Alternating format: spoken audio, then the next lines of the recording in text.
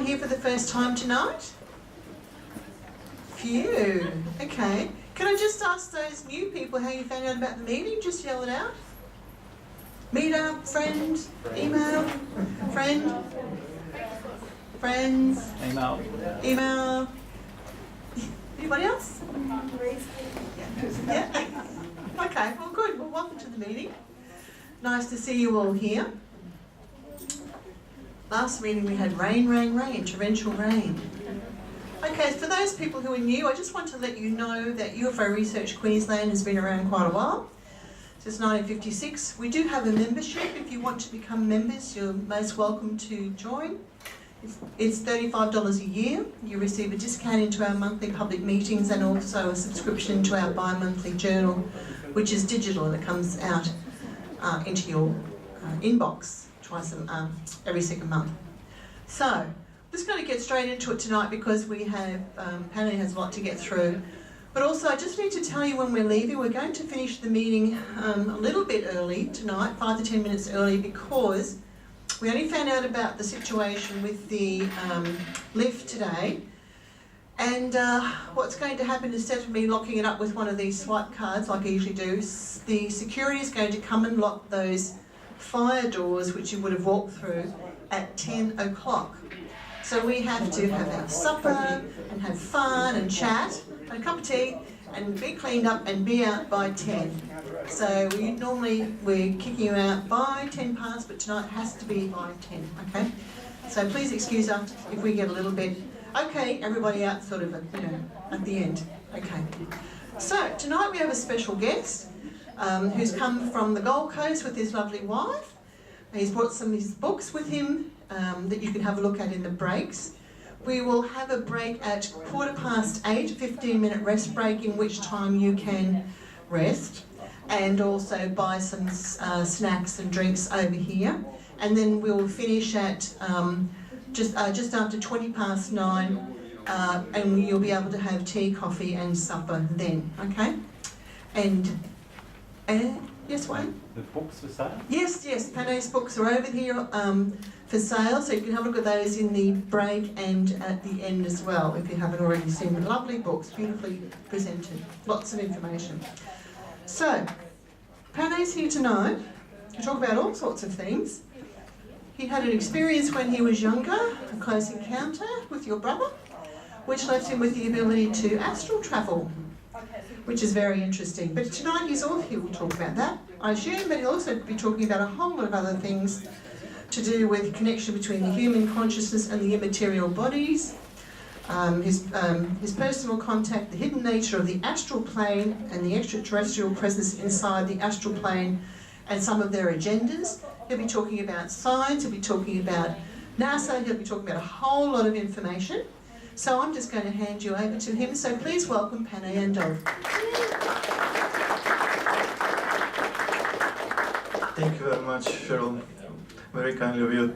Thanks so much, guys, for coming, and thanks to the UFO Research Queensland for providing me this opportunity so I can share a lot of information with you guys. So I have prepared a very long presentation, but unfortunately we are lacking out of time, so to speak. We are a bit limited, so I'll try my best to squeeze as much as information I can. So not to waste any more time, this presentation will be about what is this place that we call universe, about UFOs in our solar systems, what they're doing here, how they actually travel, the sun gates and similar stuff. It's going to be about out-of-the-body experiences, alien contact, the implants which are found in certain amount of people and what they are doing. We're going to talk about the genuine crop circle phenomenon on the second part of the talk tonight. Also, I'm going to cover the Saturn matrix, orbs, what are they, and also something which is very serious, something which has implications for all of us, and I will try to deliver as much as information I possibly can. And most importantly, the Great Awakening and the evolution of the humankind. So just a small formality, as every talk that I have done in my life, this is just information purposes only, right? And thanks to the organizers, UFO Research Queensland, the information and opinions presented in this talk doesn't necessarily reflect the views of the UFO Research Queensland and is presented for research purposes only. In other words, everything that I will share is my own personal experience, my own personal knowledge, so to speak, about what is happening. So I would really like you to ask you to open your minds, because we're gonna go through a lot of material. We will go back in time, we will go to a different dimension, different realities, different type of life, so to speak, right? So let's go a bit further back, so to speak. It's obvious to every open-minded individuals that we are not the first civilization on Earth, and there were many different civilizations which were far more advanced, that were surpassing the knowledge and the technology that we have today. So obviously in those days the technology was so profound that the space travel was reachable through Astros and Vimanas and other flying vehicles, so to speak. And there were two major civilizations which existed at the time, Lemuria and Atlantis. So for example, this is the temple in Abydos, several hundred miles south of Cairo, which is clearly showing us the flying technology that the Asian comes, it's just in plain sight, for all of us to see.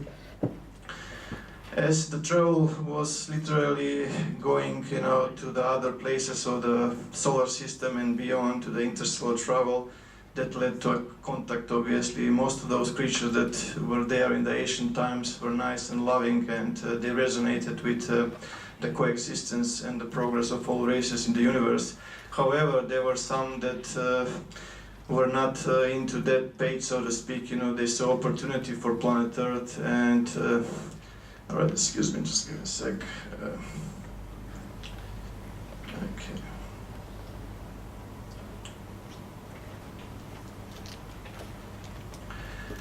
And they actually infiltrated into the powers that be at the time, in the ancient times, and they implemented a very, very clever plan, how to create a division, and through that division, that eventually led to a war. They have utilized their weapons, and literally whatever was left was just completely a devastation from the Asian floods, and hundreds of pyramids that we are seeing nowadays. It's all that is left from those days. For example, this is from Egyptian tomb, which is dating from 2388 till 2356 BC, as we can see a creature. So the ancient Egyptians are giving the birth, to this creature. Obviously, those creatures were meat eaters, and all those mysteries that are buried in the sand, so to speak, just left us with so many questions. Who we are, where did we come from, what are we doing here, and most importantly, where are we going, right? So obviously, we are not the first civilization on Earth, and our genetics was a lot more improved in the ancient days.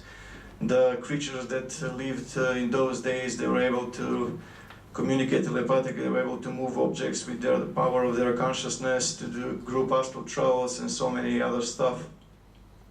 So just for me to explain the things that I have seen, I will just explain my own personal journey, so to speak, in a short term, so to speak.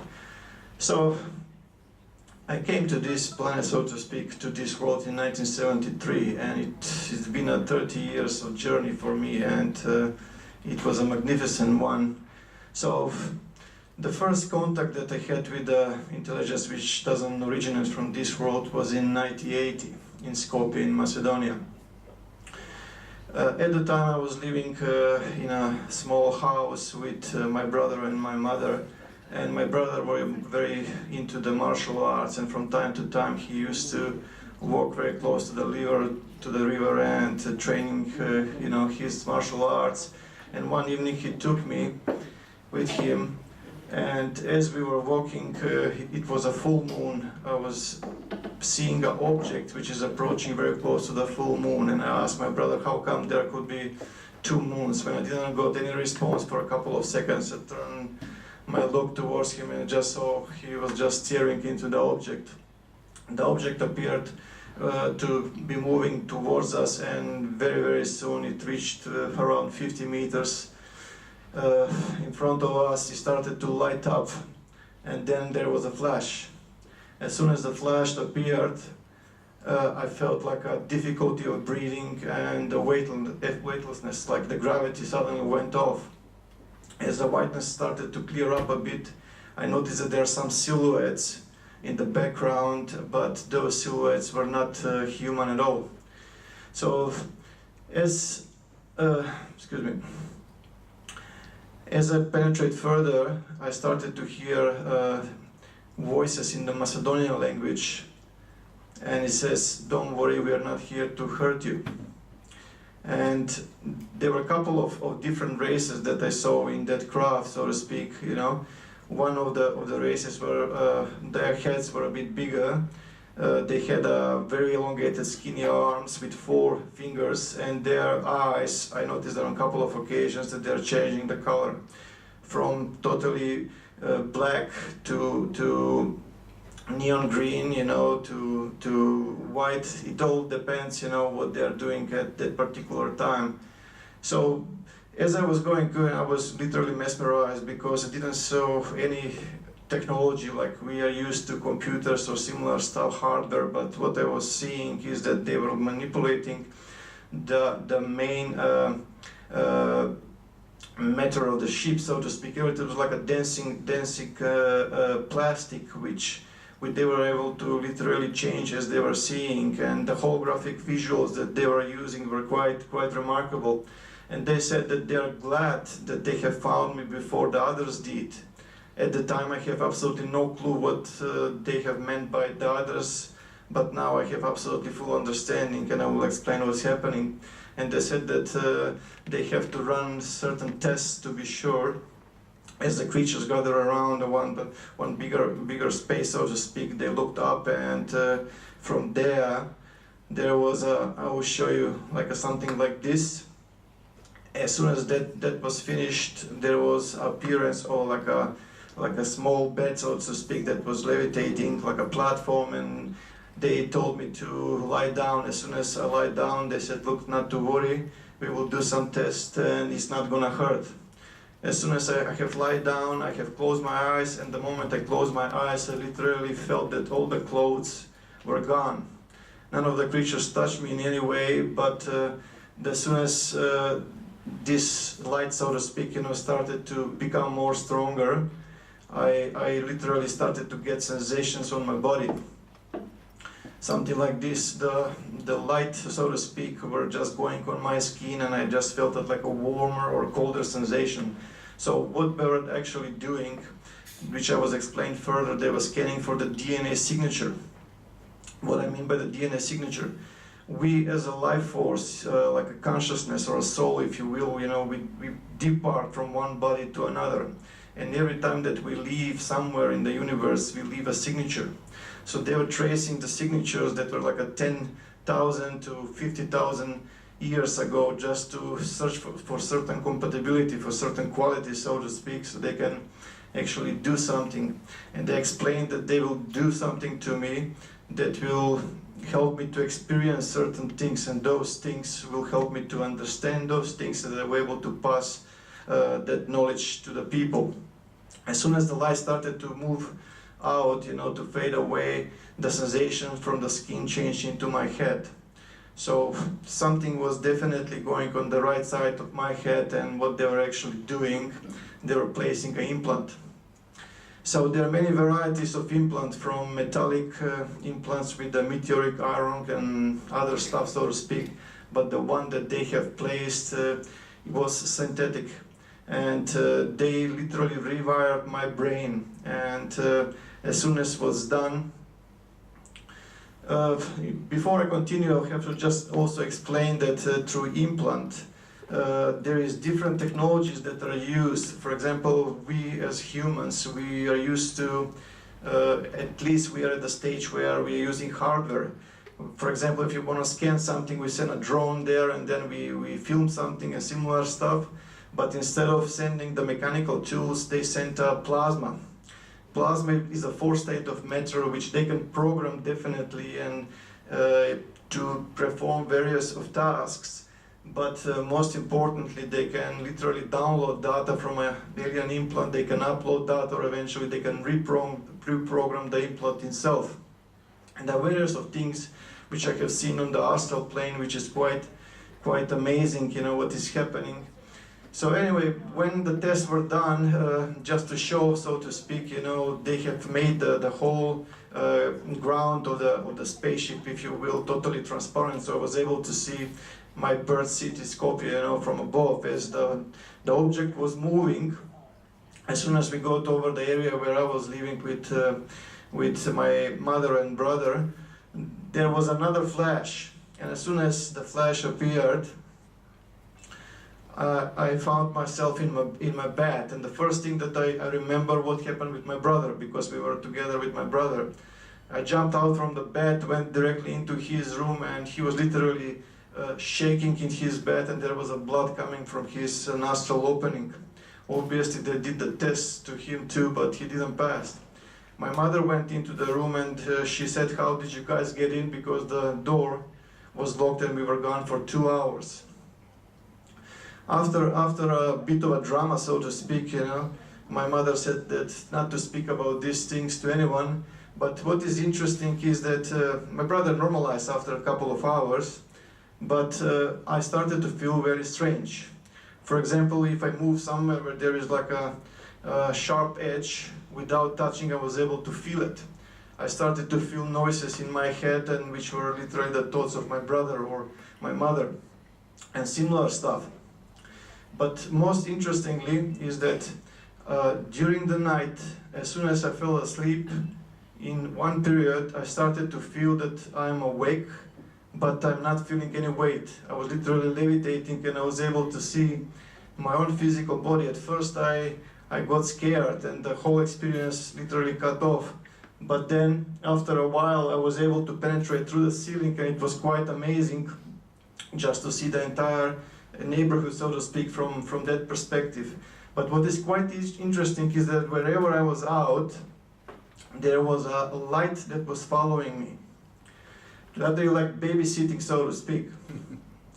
And then there was an incident when I was at the neighbor's house with my mother, when I was starting to see multidimensionally, so to speak. I was seeing that the house that we were living at the time started to develop a fire, so to speak, to caught fire. And my mother didn't believe me at the beginning, but after I started to make a scene, so to speak, she decided to check it out. And as soon as she checked it out, there was a smoke coming from the house. Then luckily the neighbors came out and they put the fire down. The whole incident went without any major consequences, so to speak, but that was a breaking point for my mother. She started to freak out and she said that she will be taking me to a hospital or to some, I don't know, voodoo, so to speak, you know, just to see what kind of devil got into my head and similar stuff. In other words, she scared the living hell into a 7-year-old kid. Anyway, I backed with my ability, so to speak, so I retreated the force deep inside me. I didn't feel any power anymore. I didn't feel those experiences. I had a normal childhood. But after 7 years, we moved to a different place, also in the same city. As soon as we moved, things started to happen again. In 1988, my mother took me to see her brother, so to speak, you know, and my uncle, he was very skilled into the Tibetan Buddhism and Kundalini Yoga and similar stuff. And he was showing me pictures of the people that were able to levitate, people that were able to move objects with their minds, so to speak, people that were literally able to leave the Kundalini energy and experience altered states of consciousness like astral travel and similar stuff. And immediately something inside of me clicked. I started to research the subject, I started the training. I started to feel the chi energy, the magnetism that was coming, you know, I was there for hours, so to speak. And I was doing a certain technique which was called 7 symbol technique, and which took me to controlled out of the body experience. So it took me literally 1 year until I achieved my first self-controlled out of the body experience. It was a bit of a struggle. when I started meditating, I started for 15-20 minutes per day, then it took 6-7 hours to 8 hours and plus per day into the lotus position. And as soon as after 2 hours or 3 hours of meditation, as you breathe, you start to feel that the chi energy is pumping your aura, so to speak, like you breathe. It's very powerful stuff. But on April 21st, 1990, I literally exit my physical body. And I didn't know at the time that this is just the beginning of so much exploration, so to speak, right? So this is the area in Skopje called Novo Lisice, where I was literally doing those astral travels. There were thousands of fully conscious astral excursions at the time. So at the beginning, my astral travels were like a 15-20 seconds, a minute, two or so. Then it started to prolongate more and more, and I was training, and then I ended up literally over 8 hours. The contacts reappeared again, obviously because the astral dimension is full of them, so to speak, right? And the thing that I wanted to do is to leave the physical plane, so to speak, and to visit space. But the problem is, every time when I was pushing the astral body up to about 40 Ks, something like this altitude, I was literally hitting an invisible barrier. As soon as I hit the invisible barrier, like some kind of ceiling, my astral projection was just cutting off, and I was immediately waking up in the physical body. I did it many times, and it didn't work. At the later stage, I found out that there is like a blockade, which is, there are two blockades, which I will surely explain. The first one is 40 Ks, which doesn't allow the human consciousness, which, let's say, insufficient genetic active material to surpass or to move out of this barrier, so to speak. So in a sense, the human planet is in quarantine. That's why most of the time people don't dream about seeing Earth from space or seeing Jupiter or the sun. They usually dream about rivers, about houses, about cities, you know, mountains and similar stuff, which is on the earthly plane, so to speak, right? So due to the low quality of existence and DNA pollution, so to speak, Earth has been kept in quarantine for the time being. Also, the one alien belt obviously serves a multi-purpose. So one is on the 40 Ks and the other one is 11.5 kilometers. So just give me a sec. So this one, which is 7,200 miles, which that's the way where that other plasma shield is existing. The thing is, in order to cross this, you will need a better vehicle than the just normal or default astral vehicle. So this is from Massachusetts Institute of Technology, which is again showing us that there is a plasma shield exactly on around 11,000 kilometers from the Earth's surface. So pretty much like this, and in my understanding, this is kept artificially by the Type 2 and Type 3 civilization, which also exist in our solar system. Anyway, as I was pushing further and further, the contacts have intensified, and they have explained me that there is a way how to exit through those shields, so to speak, you know, and to reach space. They were explaining to me that the human consciousness, the way it is structured, as soon as it falls asleep, it can depart in two default astral bodies. One is called lower quality astral body, and the other one is higher quality astral body. The one which is called lower quality astral body, it has the same appearance of the physical body, for example, the pajamas and similar stuff, but usually there is not enough energy, you know, people get stuck, you know, half of the astral body is out and the other one doesn't want to go out and similar stuff. But the higher quality astral body, they said that there is a high performance, a lot more energy that can be utilized. And I tried.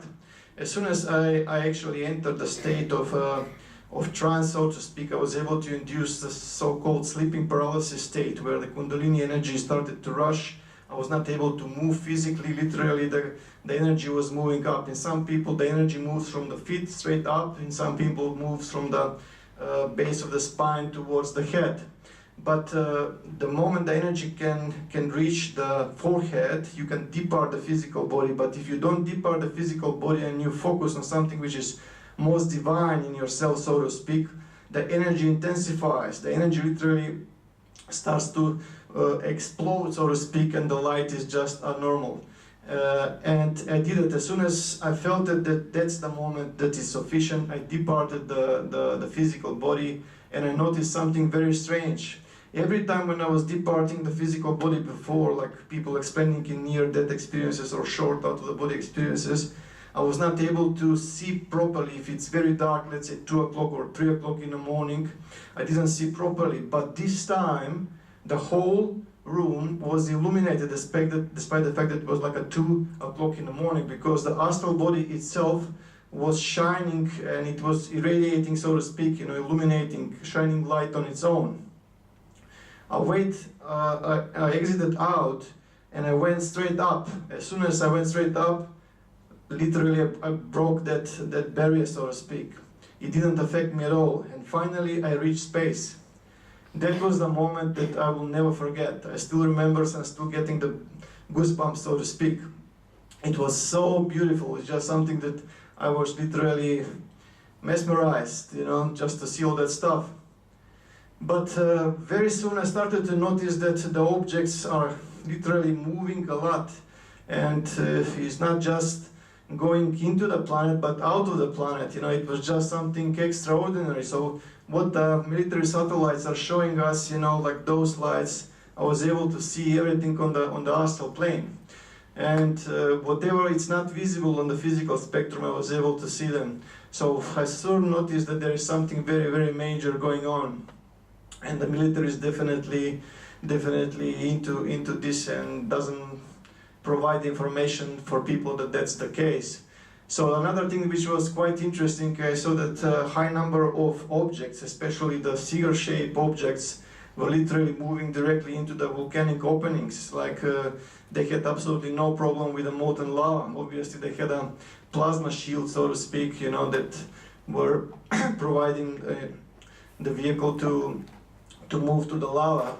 In contrary from what the mainstream science is telling us, that there is a molten core lava, so to speak, in the center of our planet, that's absolutely not the case. The lava is a lot more towards the surface, and through those channels, so to speak, the civilization type 2 is able to literally penetrate inside the hollow earth.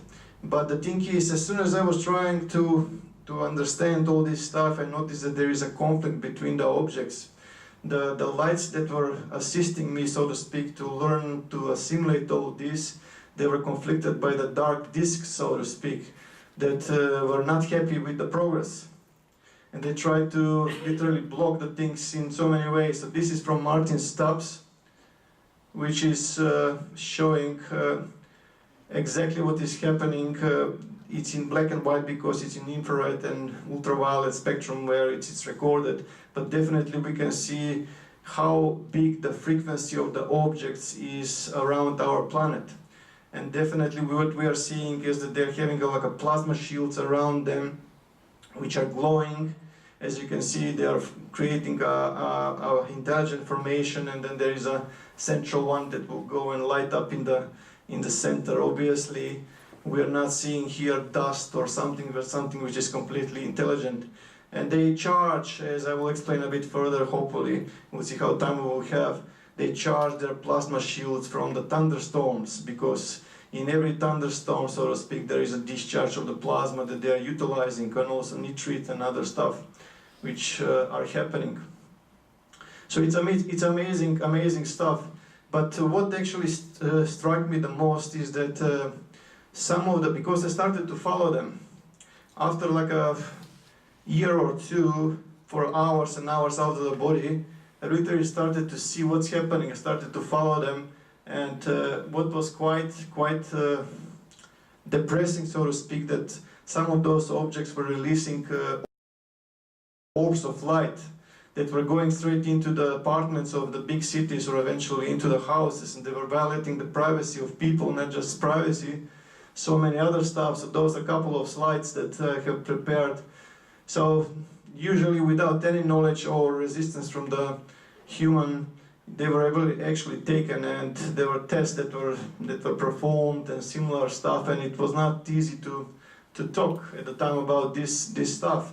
But it was happening, and the more I was experiencing, the more things got stranger and stranger, so to speak, right? I started to write all those in my diary, which objects belongs to which group, how the beings looks like, and similar stuff. The thousands of astral travels were inside those diaries. My mother took the diaries a couple of times just to read and check them out, and then she returned. But unfortunately, as soon as we moved to Australia in 2009, the apartment that we were staying at the time in Gold Coast was literally, it was robbed. They didn't took any money or whatever, but just the diary was missing. All the data with the astral travels and similar things, they were all gone, unfortunately. So, what I'm trying to say, in many cases, as I was returning back from my astral excursions, I was literally staring into the ceiling, what to make of it, because none of us literally know what is happening. The people that I was communicating with, my friends, family, no one told us about any of this. So it was very, very difficult journey for me, and it's been 30 years. So recently, as Cheryl mentioned, I released 4 books. It's actually 2 that are released, but it's going to be 4, which are dealing with all those topics, so to speak, what is happening on the astral plane, how about the life force, which I will explain shortly. They're very nice colored, and fully explain what some of the genuine crop circle is pointing about the flower of life. So let's keep on going. So when we open our eyes and we think that we've seen the whole world out there, but actually what has become clear, and really just in the last few centuries, is that when you look at the electromagnetic spectrum, we are seeing only about 1/10 billionth of the information that is existing out there. So we refer that as a visible light. And everything through we accept reality, this is presented to us. We are really only seeing a little window of what is happening. So there is so much things which is going on that we cannot see, and this is the electromagnetic radiation spectrum. As we can see all these different wavelengths, and out of all that we can see only this small part here. And this is what we call a visible spectrum. So this is the edge of the observable universe, which is 93 billion years, and as you can see, the Milky Way, looks completely different on a different wavelengths. For example, this is a visible light, X-ray, on a gamma ray, infrared, and similar stuff. So, in order to understand all this, is that there is a body in the government which is out of the government, which people refer to as the shadow government, that uses NASA's gadgets, so to speak, to trace and to map, so to speak, and to create a perfect manual, so to speak, which vehicles belongs to which groups, are they aggressive or not, but they're using the technology which NASA have literally given there through Solar Dynamic Observatory. They have literally confirmed that things are happening. So this is important to understand. So NASA Solar Dynamic Observatory, or SDO, uses advanced imaging assembly to observe the wavelengths of different and specific molecules as they move around.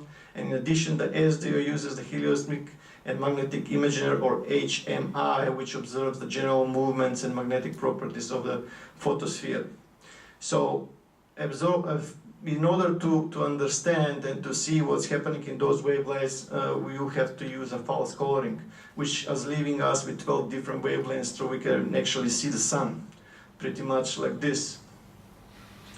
So, for example, this is from 2012. We can see a large UFO, just give me a sec, which is shooting a laser to the sun. Literally, they are at this point, they're at the technological development that they can literally create an opening into the sun surface and create a sun gate, so to speak, so they can literally travel to different places of the universe, which I will shortly explain how it all works in my understanding. So this is a bit further, and it's quite interesting that because this object was not visible on the visible light, neither on other wavelengths, but it was only visible on only 131 measurement light frequency spectrum, and not in any other wavelength, so to speak. So some of the objects appear on certain wavelengths, the other objects on different wavelengths, and some of the objects, from what I have seen, they can be seen from the multiplied wavelengths. So you can see it's clearly, definitely a metallic type of object which is shooting a laser beam, and it's actually altering the solar plasma. So just for the comparison, that the sun is an enormous generator of power. So each second our sun generates 380 billion megawatts of power. So it's just amazing stuff. And some of the objects are clearly showing us that they are not comets or whatever. For example, if you follow this here, you can see that it has changed the trajectory, the path, you know. And then another object came out from the other side. So take a look once again, change direction, and the other one comes out directly. So in many cases, the cigar-shaped objects literally either shoot the beam of plasma, or eventually there is even more interesting, they shoot from inside the sun out, which I will explain shortly. So this is another important thing to understand, because there will be many things in the astral dimension which are connected with this. Everything around us is a part of gigantic network of intelligent energy. So this network is the great cosmic design that we need to understand if we want to evolve. So light year is the distance of the light travels in vacuum in 1 Julian year, which is 365.25 days. If we take a picture of our moon, which means that we have took the picture of our moon just 2 seconds ago. If we take a picture of the Jupiter, we have actually taken a picture of how Jupiter looked like 40 minutes ago. So everything that we see in the universe, so to speak, it's actually back in time. For example, our sun, which is 92.9 million miles away from Earth, so to speak, you know, is just 8 minutes ago. So the further we go, the further it goes. For example, the nearest sets of stars or northern light is just like 10 years ago, and then the center of the Milky Way 26,000 years ago, the Andromeda like 2 million years ago. It's just like a time machine. So as we can see, it's a huge network of energy. So 93 billion light years, and what we can actually see that we are nowhere close to the solar system, nowhere close to the cluster or supercluster or to the center of the universe, so to speak. So it does make a difference, because when you start to see our conflicts, you know, the religious, the political stuff and similar things, how insignificant it actually looks in this grand story, so to speak, right? So this is just amazing stuff. So these civilizations that we are going to talk about, they had a technology to use like a metro system, like we are using metro system to travel from different, let's say, places in our country or further, so to speak. They're able to travel from literally one place to another in the universe through wormholes. And those wormholes are mostly actually positioned through those like a networks of energy. So let me just see, for example, this is another example where the sun gate was opened from inside. It appeared in 2016. In other words, the intelligence opens the sun gate from inside, then shoots a beam of plasma, a laser beam, so to speak, and the objects are coming out from there. There is another object which actually either taking them or they're directed to different parts of the solar system. The Solar Dynamic Observatory is always keeping an eye on those objects, and that's why there is always a military presence in their quarters, so to speak. Whatever comes, you know, from UFO to similar stuff, it's most of the time 99% is completely erased before it reaches the public. So while SOHO and Stereo are providing a very nice UFO evidence, the Solar Dynamic Observatory is showing us a lot more. There is another example of the same stuff which is happening, but this is visible on more wavelength, so to speak, and it's quite amazing what is happening. And this is from the when the sun gate is literally open. As we can see, it's just how the laser is actually put into the surface, and then there is like a couple of seconds of opening, they go out or they exit and similar stuff. It's just amazing stuff what is happening in front of our eyes. So what is quite interesting is that most of the network is positioned in those densities of the network, so to speak, you know, not in those empty areas. So as far as we can see with our improving telescope, there are at least around 100 billion galaxies which are out there in the universe, right? So of which, like the Milky Way is an island universe containing billions of stars. For example, the Milky Way has around 300 billion of stars, which is about 30 billion planetary systems. So even to be a totally fully skeptic, 0.001% of those 30 billion, that means that 300,000 planetary systems are inhabited. So it's just amazing stuff. In 1964, the Russian astrophysicist Nikolai Kardashev actually figured out a civilization that can be categorized by a total amount of energy available to them. He defined 3 levels of civilization, type 1, type 2, and type 3, based on the capacity to harness and use power, as well as the amount of knowledge and civilization we have access to. So at this stage, we are just transiting from type 0 to type 1. Probably it's going to take another 200 years or so until we reach that development, but definitely we are improving, and thanks to the alien back engineer technology that we are using and developing, they are definitely moving further. Type 3 is a civilization which is controlling the forces of the universe. It understands the forces of the universe and the stars and similar stuff. So for example, this is NASA image. That's the number of the image, which is showing an object in the velocity of Saturn, as you can see. This one, that's the source of the image here. As we can see here, there is another example of the objects which are definitely not moons or meteors. So this is another example which is showing that it's going between the rings. So if this looks like a moon or a meteor, I don't know what to say, it's obviously a cylindrical object which is moving, right? So this is another example which is showing. So this is from Hubble Space Telescope, which is again showing the same objects moving and creating the rings of Saturn.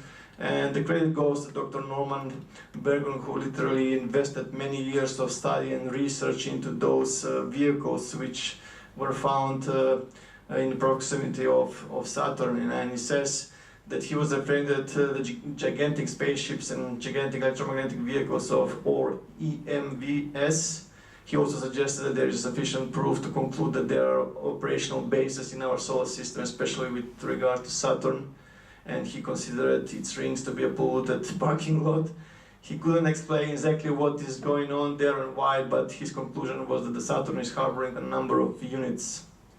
So this is a Cassini, a couple of frames which are together with Cassini, which is showing the object, cylindrical object, which is going this way and then making a sharp turn. So they're literally everywhere. They're coming out from the sun, as you can see in this one from 2013. It's just as it's coming out. It has again the same plasma shield, which I will talk shortly. And some of those vehicles, so to speak, electromagnetic vehicles, if you will, they leave a plasma trail behind, which is traceable. So not just the Americans, but also the Russian astronauts have reported objects which they have seen, you know. And personally, I don't believe that they have went to the moon with the craft that was available at the time, maybe with the back engineer technology and off the record, so to speak, but definitely not with the Apollo missions. But nevertheless, they were able to literally reach the orbit and see many of these stuff. For example, the astronaut Manarov have actually photographed this object which is coming close to Earth. So this is another example. For example, this is the Russian Mars Probe photos too. Probably all of you have already seen it, but that's the unidentified shadow of the Martian surface, the final 3 frames before contact was mysteriously lost. And this is another cylindrical object. So it's happening literally everywhere. In some cases, as those vehicles penetrate through the atmosphere, they cause a certain buzzing sound with the people that are implanted, which means they can activate the implants directly through their penetration into the atmosphere. So it was quite interesting to conclude, because in certain cases a certain amount of people can hear certain sound and noise and other people can't.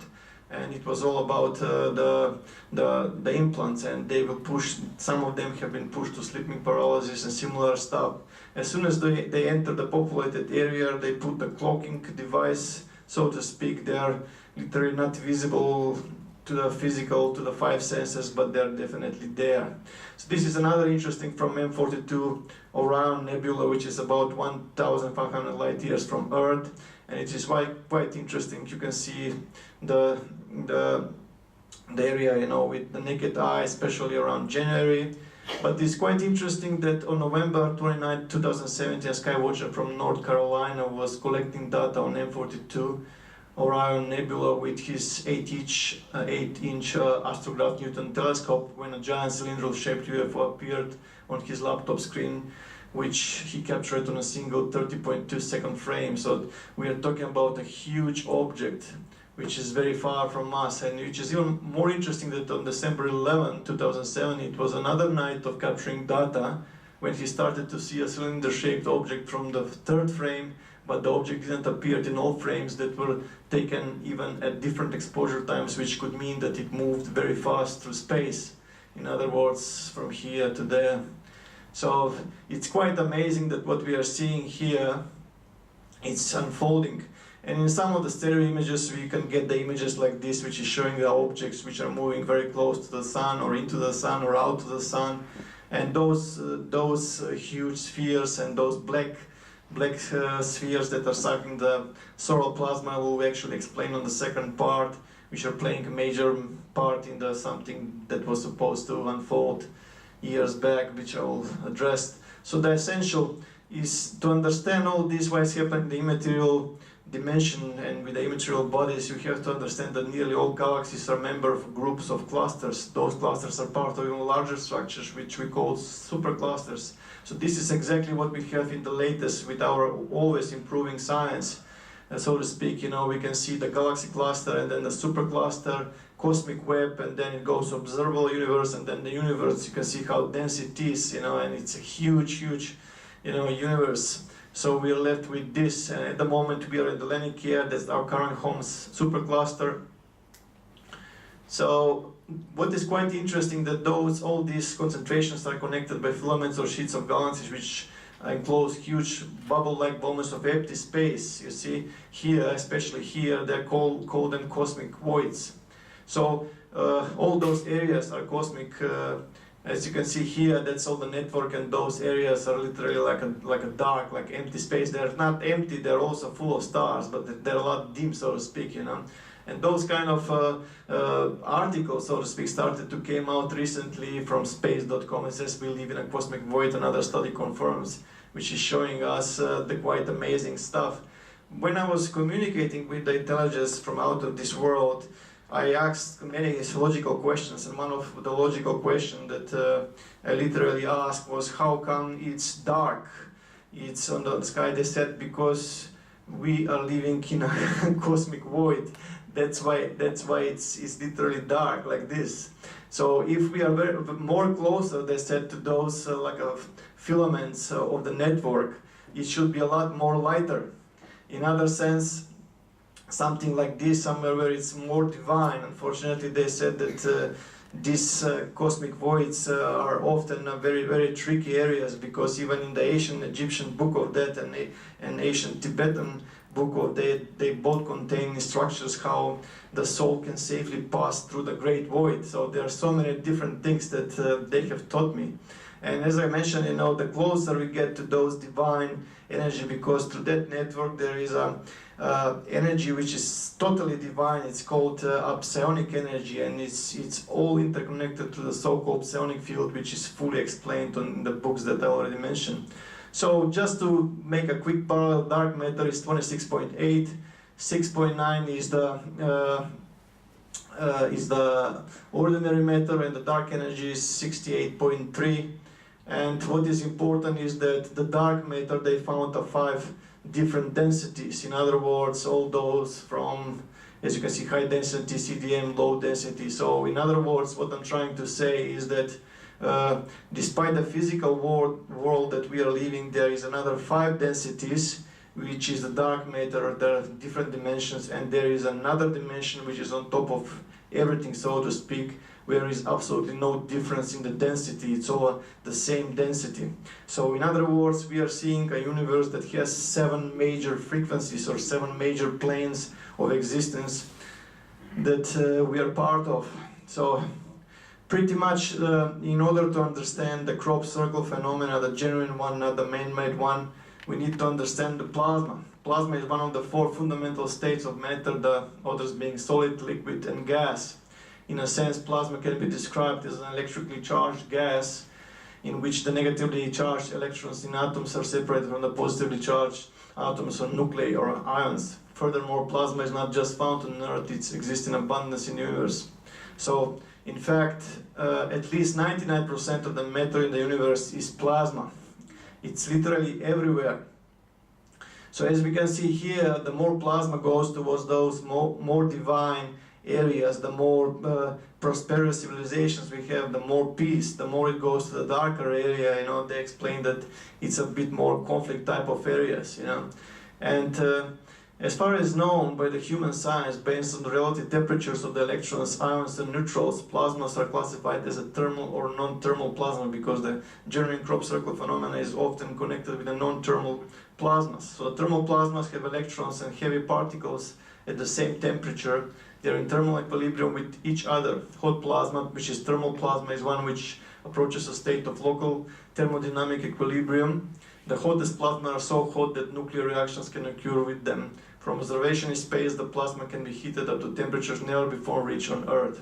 But the non-thermal plasma, on the other hand, have the ions and neutrals at a much lower temperature, sometimes even a room temperature, whereas the electrons are much hotter. In other words, even in a cold plasma, the electron temperature is still typically several thousand degrees Celsius.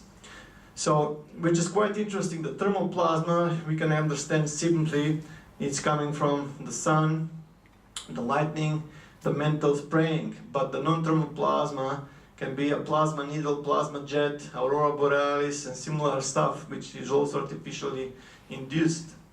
But the plasma temperatures in the lightning, for example, can approach 28,000 Ks, and the electron densities may exceed 1024 m on cube. So in other case, all those vehicles that we are seeing, they're literally charging from the atmosphere with plasma.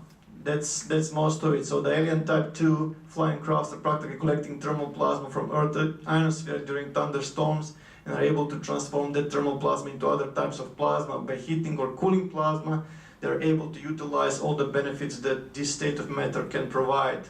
So this is one example that I wanted to show you guys, is that the UFO is literally putting a thermal shield, thermal plasma, so to speak, shield on its own, and once when it's put, you know, it can go into the volcano, it can go into the space, and it can actually go to deep ocean. The pressure doesn't actually affect, or the heat, or the cold, or whatever.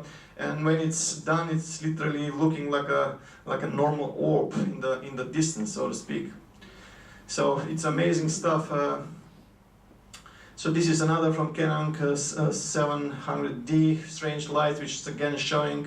I really don't have time to go through all this, but what I'm trying to say is that some of the orbs, when they go into the clouds, when they're hit with a thunderstorm, they become red, something like this. As soon as they get charged, they usually get red, and this redness they use for different purposes. For example, this is a massive cylinder-shaped UFO taken from March 31st, 2015 in California. As we can see, the object is surrounded by, just give me a sec, by a number of red orbs, which is again helping, you know, sometimes just before they actually put the cloak or they put the shield and become like a glowing or illuminated disc, or eventually a cigar-shaped object. Those flash where I have seen this many of times. Another thing which is very important is that satellites have shown the extent of the nitrate, which is simulated on the picture with yellow, so that is nitrate. So they're using this nitrate for their own needs. So another thing that we need to be aware of, those objects are sometimes very dangerous because the plasma can also be radioactive. There are a couple of cases where the people have had close encounters of the third kind, and after a couple of hours they started to feel very sick. They were hospitalized, and then their hair started to fall down and similar stuff. So there are so many different variety of ships, and some of those ships, as I mentioned, they are aware that there are beings around them, but they are irresponsible, so to speak, you know. So there are so many things which are going on, right? So, for example, this is from Mediterranean Sea from 21st of May 1997. Again, we can see objects which are having a plasma shield from inside, so to speak. So this is the global distribution of the hydrothermal vents fields. As you can see, it's everywhere. And from the other hand, this is the volcanoes of the world. So when I was doing the astral traveling very intensively, I was seeing that those objects are literally going in and out from those. So literally everything is covered. So in many occasions, this is something which is happening. This is from Colima, from Mexico, and you can see the Popocatépetl and Colima being the hot spots from those objects, and they're regularly filmed how they're entering or exiting the volcano. As they go inside, they use technology, and sometimes I was following them. The more they go like a 20 km or something further into the ground, the things started to hit something like a high technology channel, so to speak, until they go to their bases. So in other case, what I'm trying to say is that their technology is such profound that they can literally penetrate through those lava sheets, so to speak, to reach their bases or even to reach underground further, because the earth is hollow. So just for comparison, there is literally not a spot on the planet, so to speak, which is not covered. So Snowden, he says that the highest levels of government don't know what to do about UFOs, and the official story that they are all merely weather balloons or natural phenomena have been clearly dismissed. If anything, these documents speak about UFOs as if they are surely guided by intelligence beyond our own. As it turned out, the most credible and inexplicable sightings are of vehicles that have been spotted leaving the seafloor at hydrothermal vents and directly entering the solar orbit. So in other words, they're going directly in. So what we are dealing here is advanced alien races with technological development that matches type 2 and type 3 level of Kardashev scale, and are using our sun to enter the cosmic metro system. So this is the type 3. As you can see, the size of the circle is the actual size of the sun, and we can see as the object literally moved out, and this is even not big. I have seen a lot bigger. And some of those spheres, if you like, they're so fast, so powerful. This is the actual size of the sun, and you can see how big is this plasma, if you will, object which is moving. And some of the objects which stereo is providing, and Solar Dynamic Observatory, another spacecraft out there, is just showing a complete different picture, you know. So as I mentioned, the object usually comes, it shoots a laser, it affects the solar plasma, and it delivers the objects, and then as soon as it goes to the sun gate, it travels to other places of the universe. It's just amazing stuff what is happening, and they can control the basic dynamics of the star. So this is how we look at our star, and this is how someone else is literally perceiving the star, and all the stars in the universe are interconnected with the channels, and literally all those objects are traveling towards those meeting points in that cosmic network that we were seeing previously. So thanks to the skills like astral traveling and similar stuff, we are able to see a glimpse of that immaterial part of the universe. So out of 7-dimensional bodies, our physical body is the most densest one. But there is a medium between the astral body and the etheric body, which is called the etheric body, where all those chakras and energetic channels are. It serves manually to preserve the functionality of the physical body, and also it plays a major role into the recharge process. Every time when you fall asleep, your astral body goes out into the astral dimension, collects astral energy, and as soon as you wake up, then it literally delivers that energy to the etheric body. So without food, you can go about, let's say, 40 days or plus. Without intake of water, a couple of days, it becomes struggling. But without sleep, from 4 till 8, 9 days, it's literally probably the game over, because the energy is required. So our plasma shield, if you will, aura, or whatever we want to refer it, contains energy that it has to be literally recharged every single night. All right, so just to go further, So if we assume that they are 8 hours sleep every day for the entire life, so if we, let's say, sleep 8 hours for the day, that means that the 1/3 of the day went into the sleeping, and that means that that happens on the life scale. That means that if we have 60 years of age, that means that out of 60 years, 20 years we have spent into sleeping, and it's a lot of time to, so to speak, to waste. So in any particular point on the planet, even now, because of the rotation of the planet and the dark and the light, about 2.3 billion human consciousness are sleeping at the moment, which means they're in the astral plane. But most of those consciousness are not aware at all. So the astral dimension is actually a complex astral matrix of hologram, right? With a huge variety of programs. It all depends how you exit the physical body. Sometimes you exit with a closed eye, sometimes you exit with the open eyes, sometimes, let's say, or let me just explain like this. In most of the cases, what is happening is because of the low genetic functionality, the astral body goes out and is completely unaware of the astral dimension at all. And that's when things get, let's say, into the advantage for some ET races. And there are so many holograms which we perceive them as dreams, you know.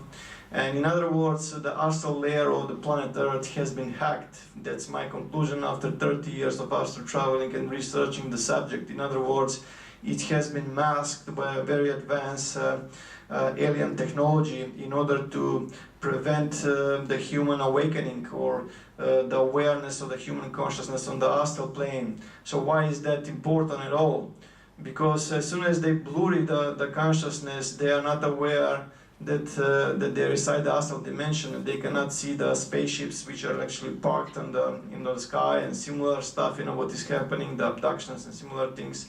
So most of the dreaming programs originate from 3 sources: deeper levels of consciousness, shallow levels of consciousness, non-human or immaterial intelligences, emanations embedded into the astral plane. All those are fully explained into the books. The Saturn is fully utilized by the type 3 and type 2 civilization to project certain vibrational energies, so to speak, towards Earth in order to prevent this awakening. And there is so much things which are going on around Saturn, around Moon, and there is a precise logic why the what we call Moon is on that exact distance from us, you know, to the Sun and similar stuff. It has to do with the cycles, and it's just amazing. And there are towers that were found on the Moon, which is signalizing something, so to speak, you know. So the signal is going, and there are objects which were discovered in the Saturn polar regions, which are literally penetrating inside, which is giving us that there is so much more going on. And as I mentioned, the Moon is playing a big role into the... There is one guy which says, Crow 777, I don't resonate fully with his observations, but there are so much things which I resonate with, and he is exploring the so-called lunar wave, or eventually they have found that there is, from time to time, there is some kind of hologram, so to speak, above the Moon, which is affecting not just the Moon, but also the planet Earth, so to speak. It's just amazing stuff. And at first he started to film it, then the other people, the engineers from Germany and other places, they started to film the same phenomena. And these are usually the crafts which are observed on the STS missions, thanks to Martin Stubbs and other people that have provided. For example, this is not how the craft looks like. This is only the plasma shield which is turned on. I have seen that as soon as the plasma shield is off, they look pretty much similar like this. So in many cases on the Moon we can see the craters which are not actually craters, they're just openings, and the objects are literally coming out from those craters, and as soon as they get out from a certain distance, they put the clocking device and they're not visible on the visible spectrum. And there's so much things going on. For example, this is the spacesuit of Neil Armstrong, and this is what the Hollywood is telling us. You can see the boots are not matching at all, you know, and there is a Masonic structure. It goes very, very deep, you know, and for example, here there are no steps, you know. Kubrick and all that stuff, as we can see, is happening. For example, here we can see already the trucks, you know, the vehicle which is not even unpacked, you know. There are so many things going on which we don't have the time. For example, the NASA wants the world to believe that 5,701 photographs during 7 Apollo missions were taken in 4,834 minutes, which means one picture every 50 seconds, which is impossible, you know. So some facts are definitely showing, and they're backed by the shadow government and the secret societies, and there are people that have stepped out, so to speak, that they were introduced to the secret projects, and they have found certain bases on the moon thanks to the lunar orbiter project, which is unmanned project. And so we can see it's happening because the number of the witnesses coming forward increases across the world. Government can no longer deny the existence of the importance of the UFO phenomena, you know. So for example, this is from 1960 lunar orbiter mosaic. You can see definitely this is an artificial opening, you know. This is from Apollo image, still someone else took the image. For example, those vehicles here are the mining vehicles for the Type 2 civilization, and some of the minerals which are taken from here and from other places of the solar system are taken to the Saturn rings, you know, so they're amplified the effect which they want to achieve. This is another precise opening which is happening on the moon. This is quite another interesting one from the Apollo image. Once when you zoom in, you start to see something very incredible. You start to see that there is a huge city, so to speak, you know, underground, which is amazing stuff. Those are the trouble, in my personal opinion, you know, like I'm calling them the dark ones. It's like either dark sphere, you know, dark disk, or even eventually a living dark plasma, which hopefully I will have the chance to show you, and they're coming to Earth, you know. This is another one that is from this is the source. If you zoom in, you will see, let me just show you the creature which is literally sucking the plasma. Amazing stuff which is happening. In many occasions those creatures, living creatures, so to speak, for a film, just leaving the moon, you know, the bases on the moon. And sometimes I have noticed clearly that the certain orbs of light doesn't stand, you know, those creatures, so to speak, you know, which are moving. For example, this is another fleet which is they come out of the blue, which is again giving an indication there is some kind of holographic influence with that pulse that we just saw previously. So it's just amazing stuff. So as far as I was able to understand, there were towers on the moon, you know, which are actually transmitting signals, which are connected with other towers on Earth, so to speak. For example, this is a tower in Pacific Ocean which is submerged, you know, and it is 5,124 meters deep, which is again getting those signals and which is affecting the astral layer in some way, you know. So this is from 2012 from USA, which is taken a photo from the ground, which is showing that there is a pulse just the same as on the moon, which means the pulse is happening on Earth too, and it's affecting for the plasma.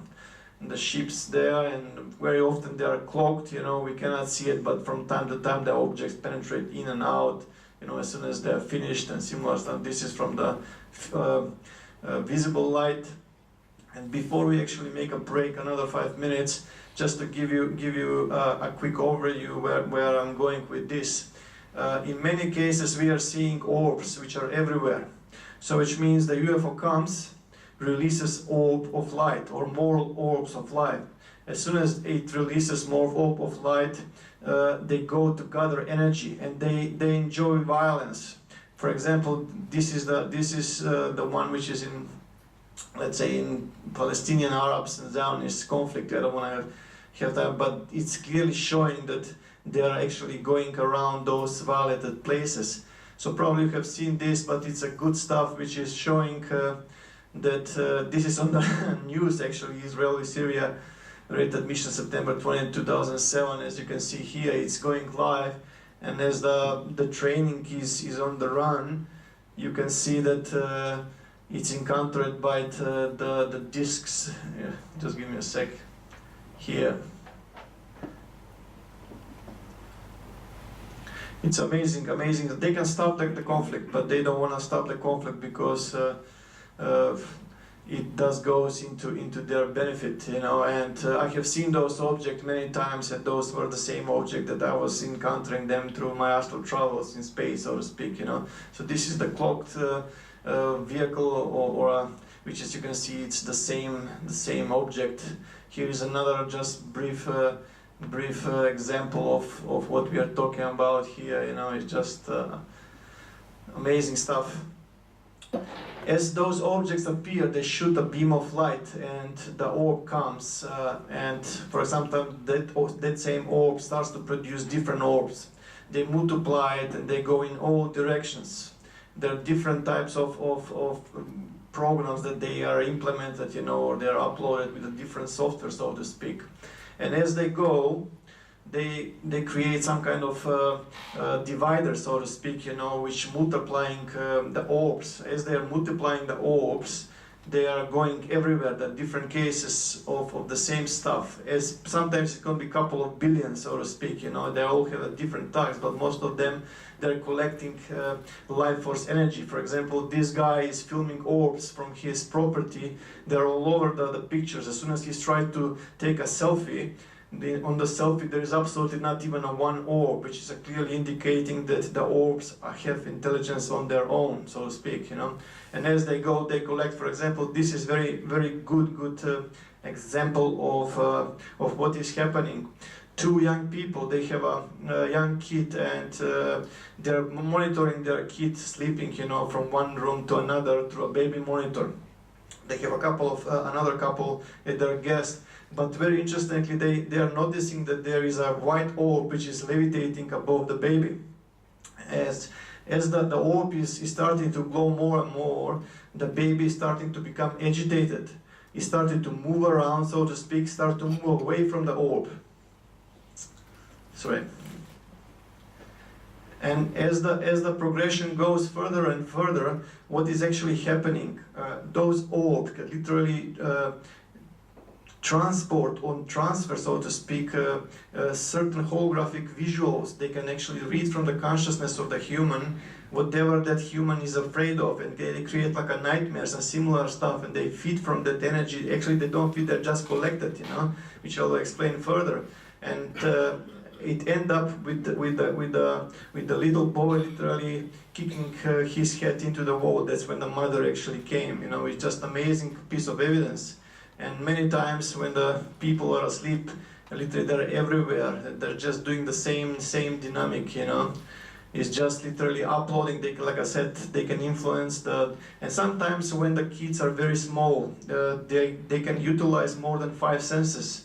They can see them or they can sense them, so to speak, you know, and they can detect, and sometimes, as I mentioned, they can directly influence the human subject. As soon as the energy is collected, they are beamed back through a beam, or eventually that's what I was seeing on the astral dimension, you know, they're recollected, and then as they go, they're picked up by the objects. Sometimes they're picked up from the, and sometimes, you know, a person goes and then all of a sudden heart attack out of the blue, and those lights, they can literally do whatever they want, if you will, you know. So in a sense, this is Mark, and I've been working with him from quite a while in the past. You know, he's studying this phenomena, and he has filmed tremendous stuff, and there are so many things which are going on which are influencing the humankind. For example, this photo, as you can see, a plasma influence directly in the head, you know, above the head. So there are so many things which are happening, and they can, like I said, reprogram the stuff to come and visit, to see, you know. So as you can imagine, when I was doing the astral travel, I was not able to see them with a normal astral body. But when they taught me how to use the high quality astral body, we have only a couple of minutes before we make a break. I was able to see them quite easily, and not all orbs are bad. Some are very, very nice and positive, because it's just a plasma. It can be programmed by a positive or a negative. It all depends who is controlling them. So for example, this is enormous rod over the Glastonbury Somerfeld in UK. You can see it's a huge, some literally catching stuff. It's just amazing. And I have seen those vehicles going into Popocatépetl quite often, you know, in my youth, and some of those are huge. They can appear above the houses, and not just they can cause death, but they can do many things. They start to move objects. The electrostaticity is rising up, you know, there are so many things in paranormal, so to speak, which is happening, you know. And that it's not just a local phenomenon. This is taken from the Russian Mir space station, as you can see here. It's just something which is happening all the time. I call this a bug, you know, so if you encounter this in the astral dimension, I definitely would not recommend any encounter, you know. And there's so many varieties of things, you know. For example, here, why they're actually putting the light. They're actually collecting those plasmas, you know. That's why that energy is that light is there, and it's happened. For example, this one, which was classified as a fake, because they couldn't find any solution, you know, how to debunk it. Literally, it happened over Gold Coast, and I have seen this happening everywhere. And that's why you can see here all the energy which is collected from the orbs are absorbed by those beams of light, so to speak, you know, and they're taking into their ships. For example, this one is from Adelaide, and it's everywhere, and quite often they just took off, you know, directly. They can rearrange, you know, and similar stuff, or picked up by the objects like this, you know. It's just amazing stuff which is happening just 2 minutes before we make a break. So as you can see here, all those objects are actually coming and doing various different types. For example, this is a V-shaped object, which is again very clearly seen close to Saturn, also around Earth. For example, this one is all in California, 840, 845, 855 on different places, so it cannot be a cloud, so to speak, you know. So for example, here, as you can see, as they come, they literally release different orbs of light, which are going, you know, and it's just everything which is happening, you know, is day of everyday life, which we need to literally understand. And for the last thing which I want to show you before we go to break is that during the STS-80, the door wouldn't open because the astronauts were trying and they couldn't find it, you know, they couldn't push it through, but they found a huge orbs and flashes of light which are jamming. And you say, I saw a light flash past me just here, you know, and what are the lights from the mission control? As you can see, those plasma energies which are programmed to do certain stuff, and the same goes just in parallel. It goes inside the homes, and it goes to, let's say, do a sniffing or just doing, and then here, for example, it develops like a wings, you know. So similar stuff, you know, which is happening everywhere, and it's only fully documented. In other words, they are affected by the chemtrails. So many people have spoken out. For example, the FAA, John Callahan, you know, about their experiences, you know, about happening. So this is from 1 p.m. so to speak. This is the frequency of the airplanes moving. So you can imagine that it's probably 4 times more vast, so to speak, the UFO frequency. So that's why the military, they want to know exactly where those UFOs are moving, you know, and many times the airplanes have gone down because of the encounter with the UFOs, but unfortunately through their medias, you know, History Channel, National Geographic and other channels which actually serve the powers that be, they're disregarded as a technical errors and similar stuff, you know.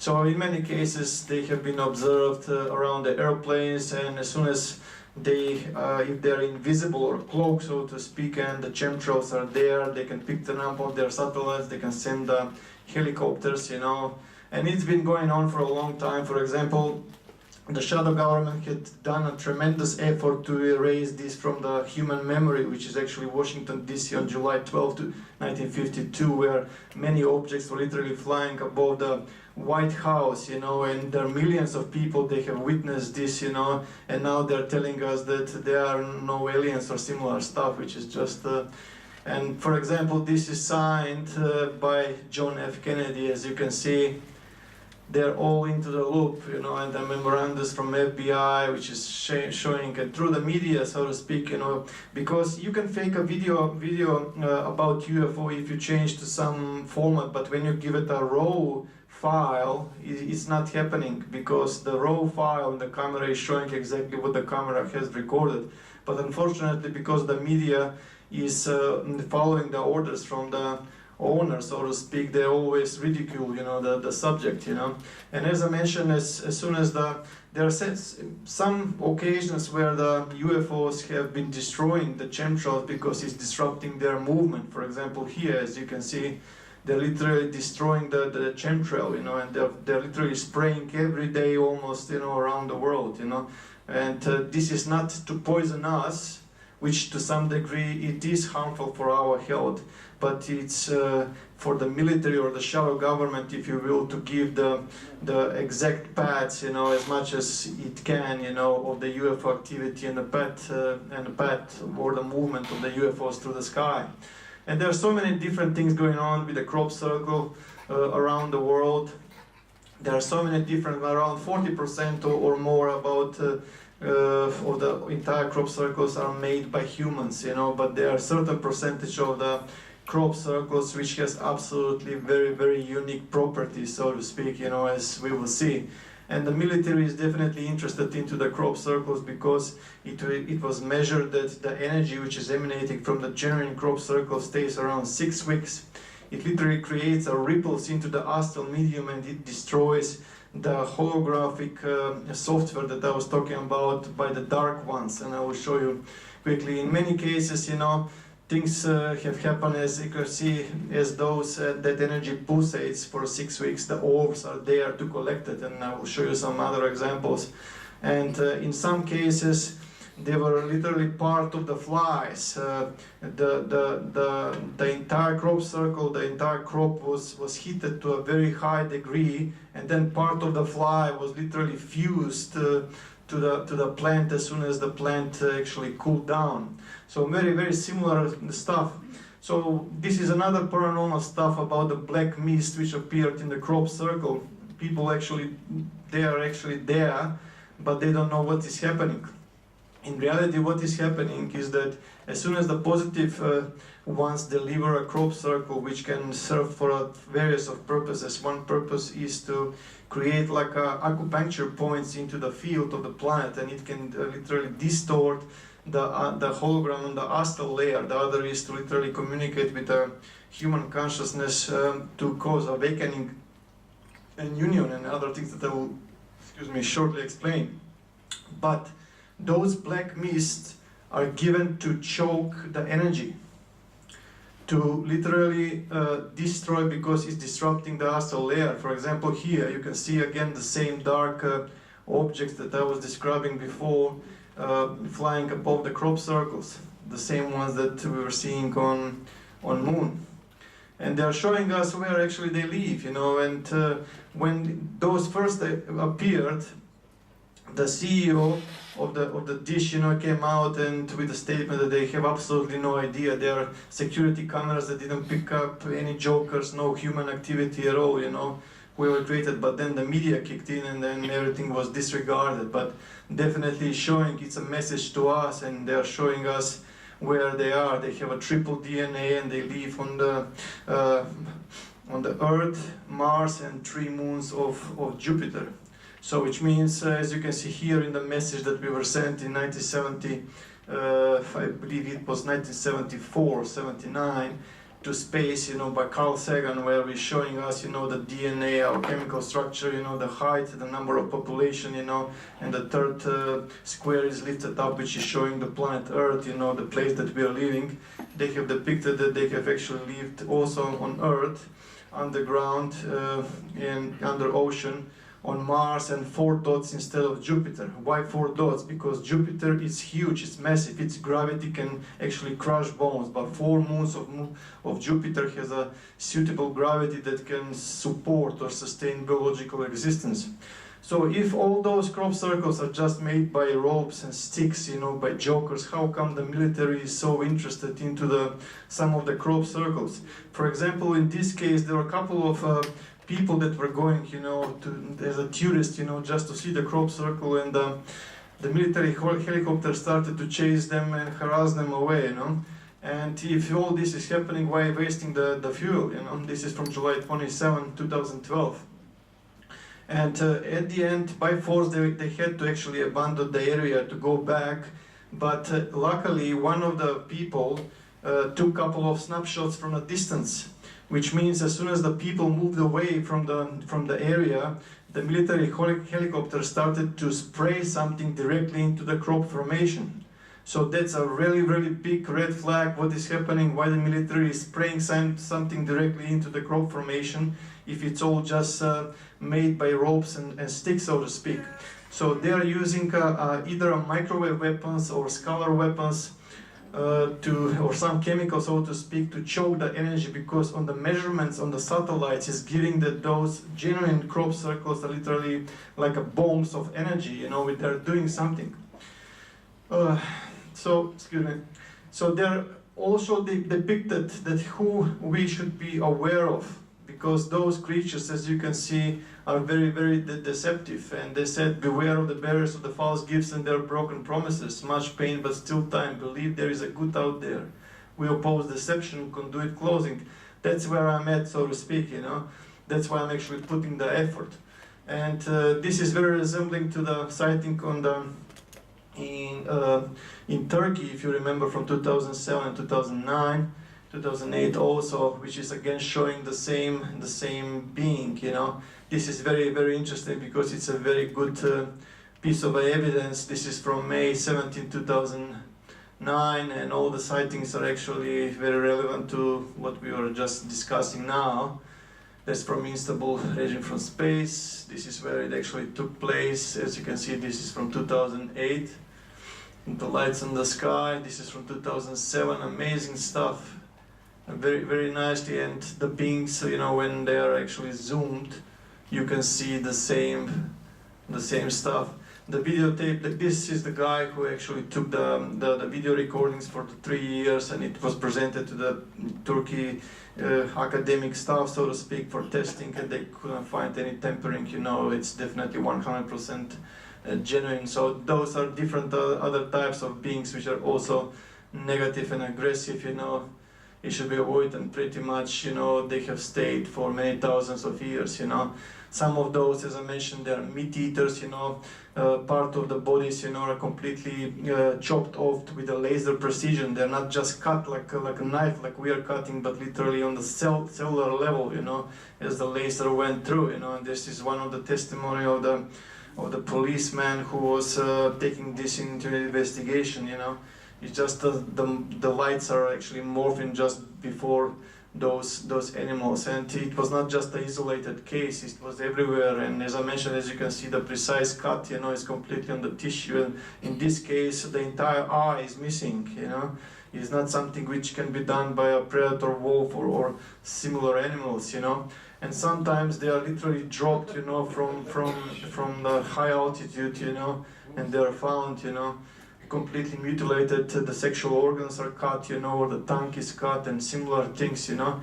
And every time when a person films something like this, it goes to the television, you know, because that's where he or she can go first, you know.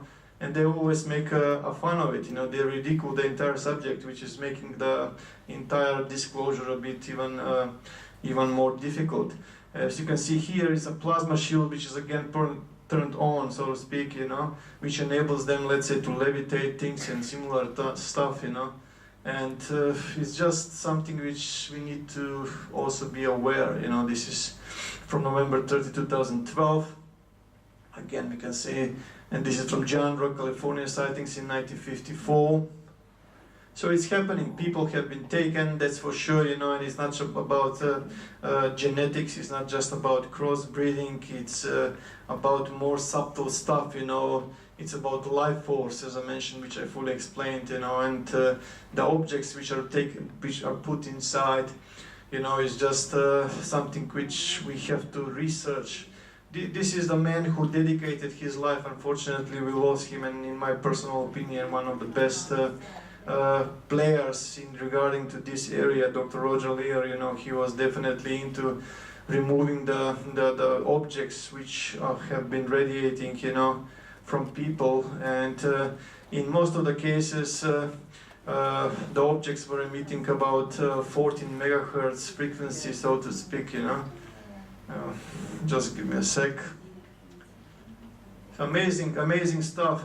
There is a non-magnetic physical evidence photographed under the ultraviolet light, you know, as you can see here, people with markings, you know, and where those alien beings, so to speak, have touched them or whatever, you know, they're left, you know, and some people, for example, this lady from US, you know, as soon as she woke up, you know, there was a triangle, you know, on her right arm, and so many other objects where I can, but this is the summary of the essential finding. You know, it's meteoric iron induced by the nickel-iron ratio.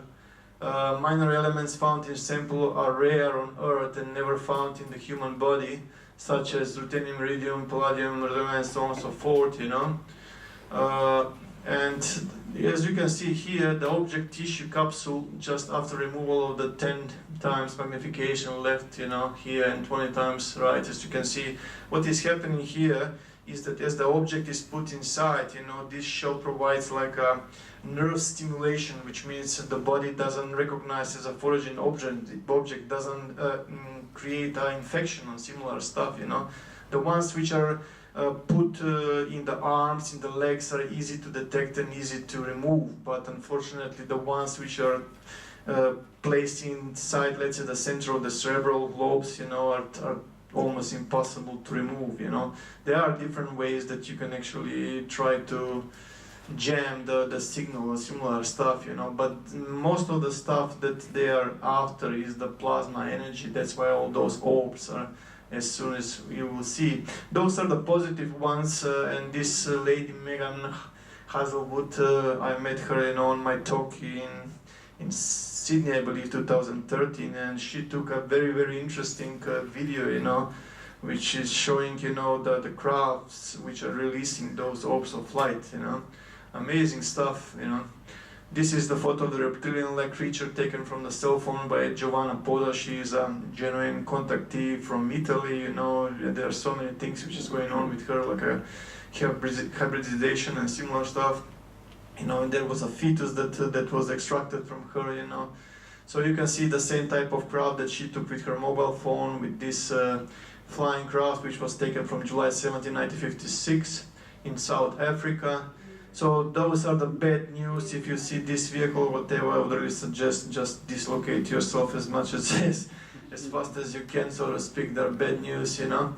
And this is from Mexico City, Mexico, in July 11, 1991. Most of the craft which resemble cigar shape or cylindrical shape, you know, are actually piloted by creatures similar to this, you know. This was a very interesting photo that was given to Jamie Musan a long time ago, and they just couldn't cope, and like with everything, excuse me, like with everything else. They pronounce that it's a fake, but it's not. I have seen this creature thousands of times, you know, they exist, you know. And there is a Colin Andrews who actually changed the site, and obviously there is a sufficient evidence, as I was explaining in the books, you know, that he definitely crossed the side to the other side, so to speak, you know, and the government is involved, the Rockefeller is involved, there's so many different things which are happening, you know. But definitely, why would the military be sending helicopters to the crop fields around the crop circles, not just for once or twice, but they're going for days and days, because the UFO activity doesn't stop. It's usually around 6 weeks when the activity usually stops. In some of the genuine crop circles, you know, when you put your hands like this, you know, it's normal, but when you get closer to the plant, you know, the whole blood goes through, you know. It's just, you can feel the pulsation of the electrical energy, you know. In some cases, they literally tried to film the crop formation from above, and as it just started to fly above the formation, you know, the whole camera started distorted. There were cases where the entire controls were lost, so to speak, and almost the helicopters crashed, you know. There are so many different varieties of things, you know. For example, this is a orb of light. As you can see, they're also like under cloak, so to speak, you know. There are people which are walking around, but they cannot detect the orb. And this is from Milk Hill, 26th of May 2012, you know. There is another one. There are so many different cases, as you can see here. You know, it's just amazing. For example, Eastfield wheelchair, and Pane Andov was a witness to this when a helicopter was chasing orbs of light, so to speak, and the orbs of light moved from the in front of the helicopter to the back. You know, it just teleported, and now he's claiming that all are made by people. You know, so which doesn't make any sense. There's so much things going on. For example, this is the very interesting information, the so-called OM formation, for example, which appeared on the July 7, 2007. So the Pane Andov again is calling those people all liars, you know, and similar stuff. Well, actually, they have recorded the formation of the crop, the real crop circle, and once again, when the genuine crop circle is delivered, the military definitely is deploying helicopters, you know, to chase, you know, the visitors, so to speak, and also do the spraying in choke, because there also another UFO activity. As you can see the same black discs, you know, or spheres, you know, which are happening about the same area, you know. So this is another one. And this is very interesting. A serious Dutch crop circle investigator, Foike Kortke, I believe that's the right pronunciation. Here are some snapshots of a UK video that he managed to record back in 2006. This is very important because it's showing us that there is a conflict between the ETs. In other words, in his video that we will see shortly, I hope that we'll be able to utilize the sound. Let me just see. All right. So as the first orb of light came from there, they started to sniff around, so to speak, you know, there was a second one which came from there, here, and then they both start to sniff around, and just before they have flattened the crop, there was another object that came here at a very high speed. You will see that probably in the video. As the one object came through, there was another disc that just came through. As soon as they noticed that those objects arrived, in the same time both orbs of light took off before they can flatten the crop. Because as I mentioned, and I was showing this to other people, you know, they said, look, how did you notice? Because I have seen this a couple of times myself, you know, during my early age of astral traveling. And what we are seeing here is the negative type 2 UFO descending from the sky, you know. This is another thing before we show the video, amazing thing that caught on camera by Mr. Kotye, that what appears to be a bright flashes in the crop, always in close proximity to the balls of light. Below are some stills from his recorded video. So as you can see here is from 1994. You can see here, it's definitely, it's like a beam of light which goes up and down, so to speak, you know. And it's just amazing because what is happening when the crop circle is delivered, the black mist is there and it's damaging part of the crop, and then they want to repair it. It's just so many things like playing chess, so to speak, between them. So take a look. Unfortunately, we'll not be able to utilize the sound, but that's the first one. Now the second one appears. There you go. So they start to sniff around. It's difficult to see. The other one, which is very very important, is that it's showing us the beam of light which is going up and down, so to speak, you know.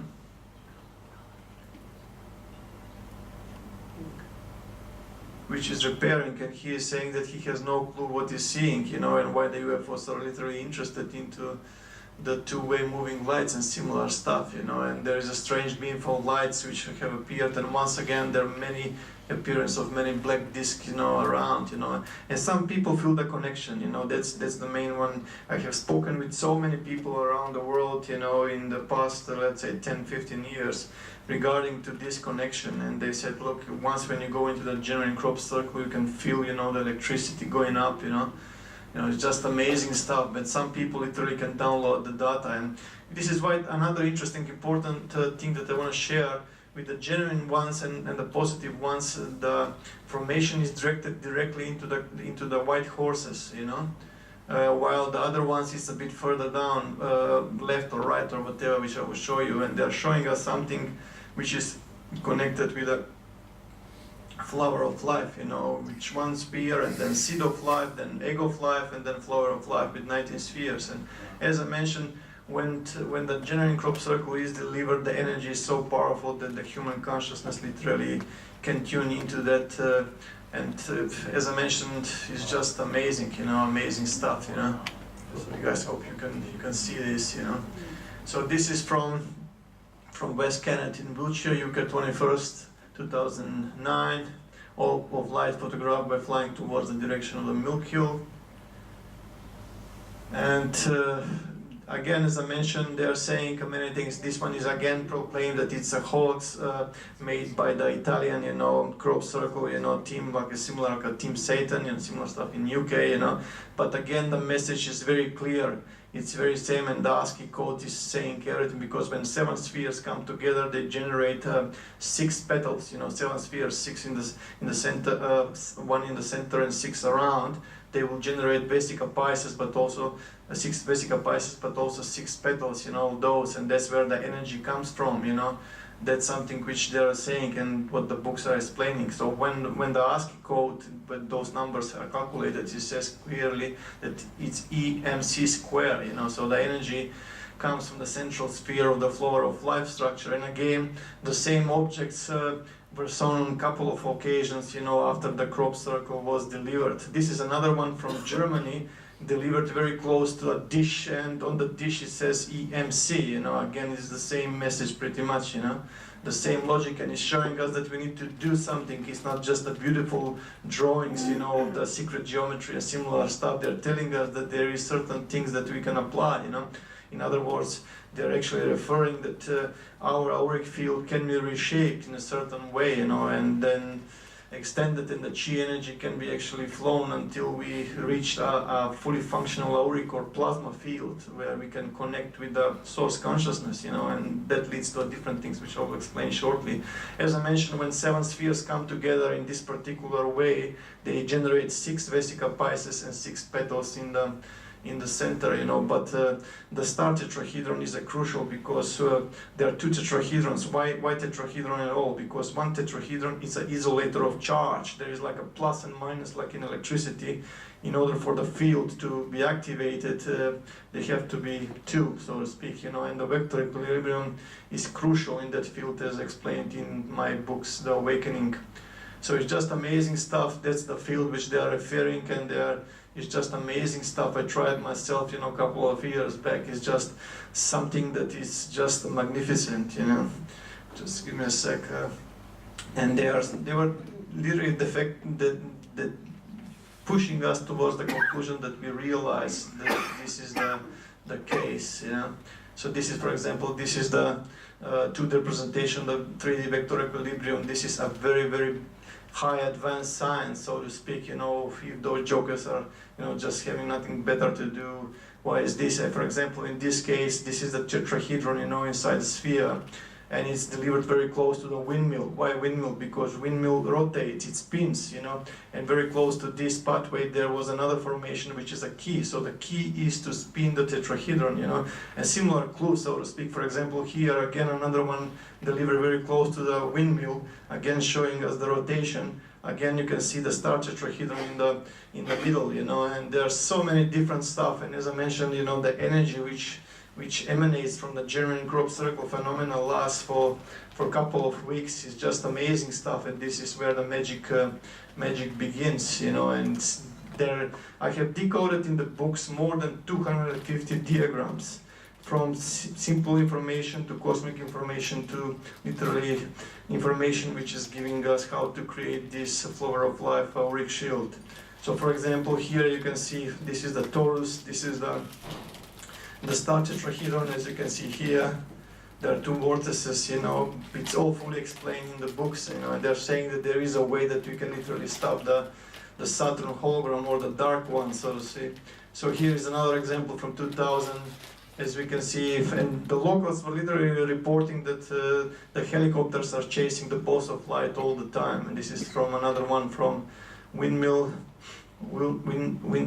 sorry, 23rd of May 2010. This is another one in different occasions. So this is taken about a beam of light which is recorded. Let me just show you. This is a bit enhanced image, but it's showing that they're actually sending the beam of light. Again, it's a plasma. Their entire technology, despite the fact that they're positive or negative, are utilizing plasma, which means different states of plasma, hotter or cooler.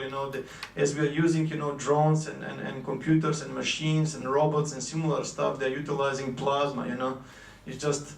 And this is another paranormal stuff, which was taken in one way, because you can see here it's under cloud, but once when you zoomed, because it's a good quality, the original at least, you can see literally a being of, which is not human walking around, so to speak, And Dr. Livingood, because there was a huge fight between Colin Andrews and Levengood, because he was chasing him that he doesn't have a PhD, or eventually that he actually put it in a few samples, as a test run that he didn't match properly. But nevertheless, whatever the case is, his knowledge from other people that confirmed is literally PhD equivalent, and he discovered that there are many genuine crop circles that have two counter-rotating vortices that were interacting with one another. As the crop formation, for example, you put one compass here, another compass here, and they're pointing the north to a different direction, which is clearly showing that this is not made by ropes and by sticks, so to speak, And the analysis of the crop is just showing that there is so much severe unnatural energy input detected, It's just, and he has, as I mentioned, so many credentials, and he actually spent that. Unfortunately, he died. And there is so much things going on which are showing us that some of the sound is definitely embedded into the creation of these formations or crop circles, whatever you want to call them. As you can see, there is another example of the same craft choking, the energy. And this is the drama, like report a crop circle formation on the Facebook and similar stuff, where people are literally just pushing only one-way track, that only all crop circles are made by. But for example, if they're all made, how come the crop is magnetic? Some of the samples from the crop circles, literally when you put a magnet close to the crop, it's magnetic, And it has and what about this? For example, the crop is literally bended sometimes more than 90 degrees. It's similar stuff. And when plasma orb delivers the crop circle, it doesn't kill the plant. The plant still is alive and continues to grow. But when the military comes with their spraying, they blow the nodes. They literally explode the nodes, and you can see the microwave exposure, And as I mentioned, as I was showing you, this sometimes they are all burned, because they're applying, certain weapons, So in many cases, anomalies, from plasma anomalies and similar things have been photographed inside the crop circles, And this is another man that he's not given enough credit, so to speak. He has a PhD in his field, so to speak, and the doctor's conclusions were as follows. Conclusion 1, the suggestion that all crop circles are made by practical jokers with simple flattening tools is by no means sufficient to explain all documented observations. Conclusion 2, the crop circle phenomenon is often erroneously ridiculed and much underestimated in its complexity.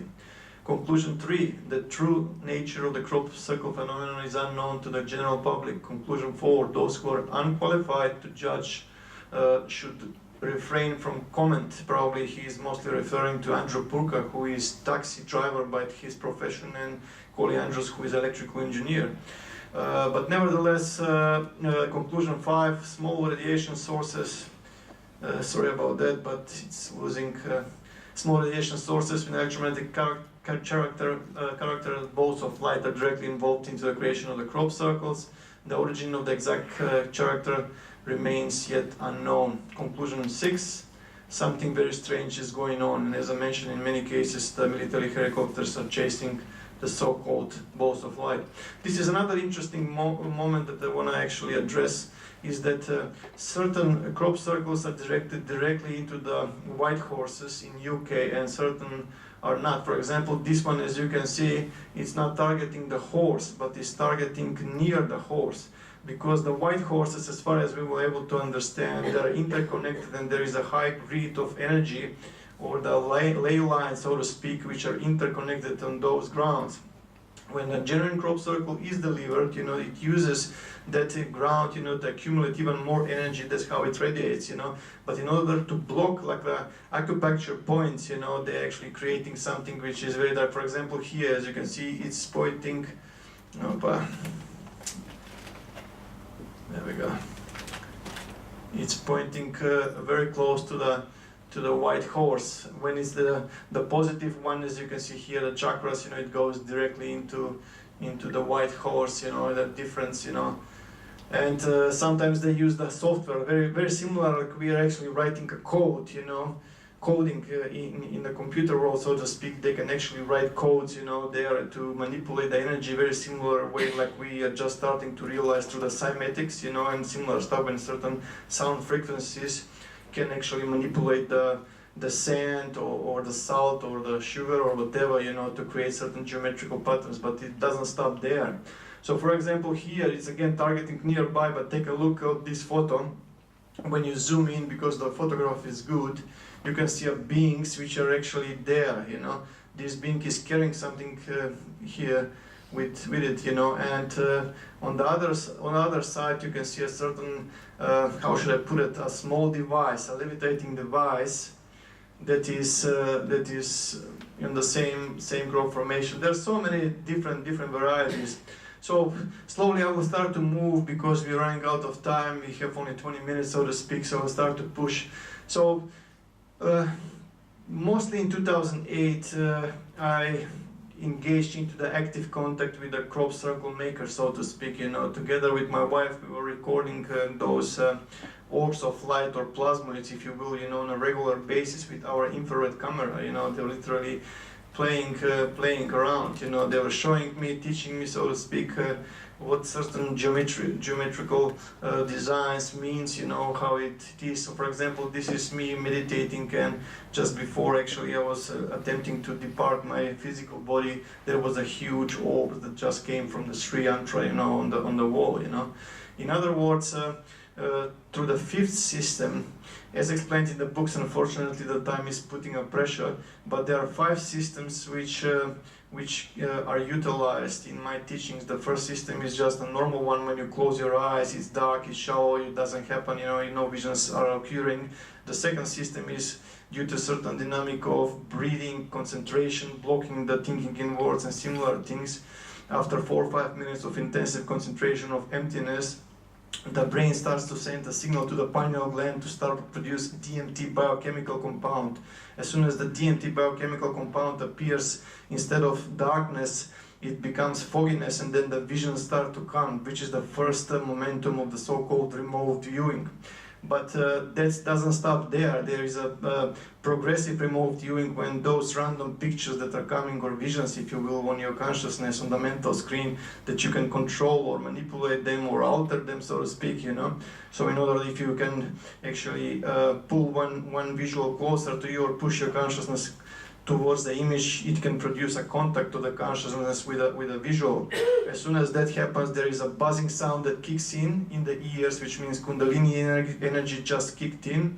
You are entering something like people describe like sleeping paralysis. You cannot move the physical body because at that particular time your consciousness is fused or synchronized with the etheric body, which means you don't control the physical body.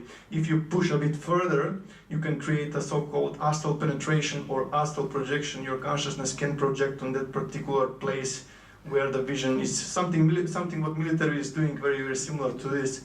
The fourth system is something to avoid, because it's a signal from electronic nature sent from HARP and similar installations around the world. But the fifth system is the one that is interesting, because that's the connection between the orbs of light, so to speak, or that immaterial intelligence with the consciousness. So many times during the 2008, they were inducing remotely through the implant that 5th and 5th system, which means a direct communication. So, believe it or not, as that was on the run, the military was fully informed what is happening. Around the suburb where we are living, there were NATO helicopters flying around and around, chasing something which nobody saw. Usually, when there is some criminal or something, they send the police helicopters, they don't send the NATO helicopters. But in many occasions, there were NATO helicopters literally circulating around our building and the area, chasing something which nobody could see. But on the astral dimension, in few occasions, I noticed that there is a chase between the orbs of light, and they were describing so many other stuff. So instead of geometry and similar things, they started to push a different subject in 2008, and they said, look, some of the communications were literally few seconds long, few minutes long, or sometimes were even few hours, depends of what was transmitted. In one occasions, they said, look for Powell. I had no idea who Powell is, started Googling, nothing came up, but they were saying that there is some kind of energetic wave or a disturbance very close to the solar system. So once when I actually, after a while, when I reached Dr. Paul Laviette, my hair actually stood up on its end, he was describing the so-called super waves, or the energetic blast, so to speak, from the galactic cores, they explode, and there's energy, which is, actually, in contrary from what he was saying, and other scientists out there, they were saying that this disturbance is just here in the edge of the solar system, And it was quite challenging for me, and I started to research the subject quite intensively. Try to find something scientific that will actually provide the situation. And they said that this energy is so powerful, so strong, that if it penetrates in, it will literally ignite the sun, and it will cause damage, to the physical part of the earth, and it's going to be close. And it was showing me exactly that in one occasions, like the continent split and they zoomed into this area. This is exactly like I was shown. And I will show you the evidence exactly what was happening. They said that in this area, if this unfolds in this direction, that it will provide a biological survival, so to speak.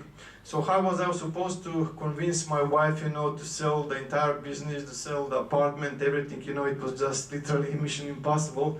And I asked them, to give me a hand.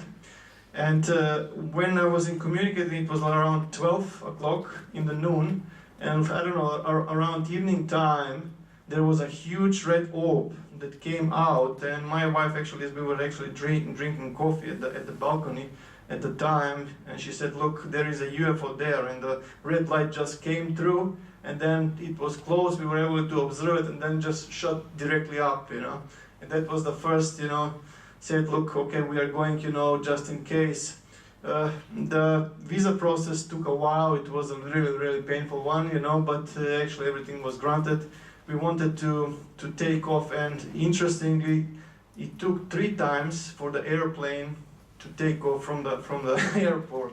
We started to get even paranoid, but no one could explain, because usually the airplane takes off, immediately. But as soon as the airplane started to go, just ready to take off, and just then slow down, then another circle, started again, got the green light, and then before it took off, again it was actually blocked, the red light was given to stop, and the third time lucky, so to speak.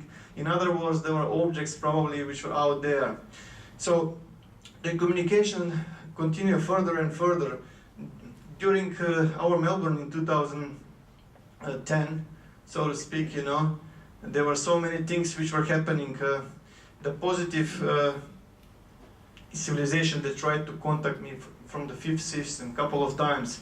We were recording probably hundreds of objects around our house, not our house, but the house we were renting, And for example, this one fast-moving UFO over Lalor, which is on Melbourne 4th April 2010, is just moving away, So what I'm trying to say, I had so much disturbance, and I couldn't actually get into the contact, with the crop circle makers in order to. And our family reported, they're hearing, strange sounds. There's someone, there are so many things happening, which I didn't explain properly to the people, But in 2010 further, finally they managed to remove the implant, which means the implant that was put when I was very, very young, they finally, I didn't feel it anymore. It was just a headache that was there for a couple of months, which went away, but the connection was completely lost. I couldn't actually download any more data from the creatures, but nevertheless, interstellar medium. So I will just provide a couple of things, because I promised to other people that I will cover this. The Fermi Gamma Ray Space Telescope is literally something which can provide us, everything that we can see on a gamma ray, and it literally saw a huge disturbance. It saw a huge bubbles of gamma radiation, and also the energy. The higher you go, the energy, the more energy it comes on a galactic plane, so to speak, So this is happening only when the galactic core of the galaxy explodes, or it creates an energy outburst, so to speak. So 26, around 25 light years in each direction perpendicular to the galactic plane. It's happening, to all galaxies. Even I have taken this shot from Sagittarius A, from Chandra. We are there clearly saying that there is a jet. Why should they actually publish on their website that there is a jet if nothing happened, So another interesting thing is that in 2008, 2009, sunspot almost completely disappeared from 2 years. Solar activity dropped to 100 years low. Earth upper atmosphere cooled and collapsed. The sun magnetic field weakened, allowing cosmic rays to penetrate the solar system in record numbers. It was a big event, and solar physics only openly wondered what have been the case. So it's 2008, as you can see. This is the usual appearance of the sun. And during 2008 and 2009 it was completely, so this is in 400 years of observation of the sun, this has never been happening before. In the same time when this was happening, the thermosphere of our planet collapsed, and interestingly it was not covered enough in the media, but the data is still there. Despite the fact that they pronounced that these noctilucent clouds are appearing for a long, long time, this is just a new phenomenon, because I was following and other people are following the same information. So the disturbance was definitely there. The pilots were given an information not to fly through those zones, because they're magnetically, influencing the instruments and similar stuff.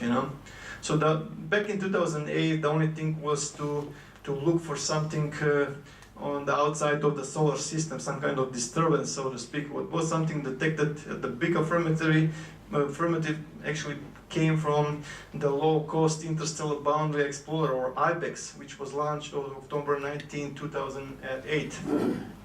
And it literally detected that giant magnetic ribbon.